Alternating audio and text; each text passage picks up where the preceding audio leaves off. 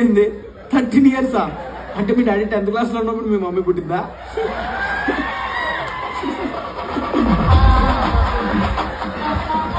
Sorry C నోటితో ఎట్లుందో చూసినావు కదా, నువ్వే చూసుకోవాలను. మా మమ్మీ అంటూ ఉండేది, ఇంటికి పెద్ద కొడుకువి నువ్వే బొగ్గాల్లో ఉన్నావు, ఇంటిని ఎట్లా చూసుకుంటావురా అని. అప్పుడు అర్థం కాలే, ఇప్పుడు అర్థమైంది.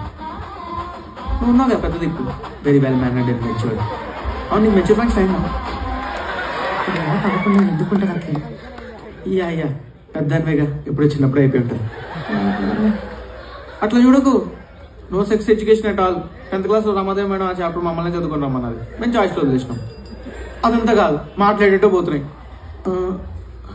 నువ్వు కంగారు పడకు, take your time, take right decision, కానీ యాక్సెప్ట్ చేసి.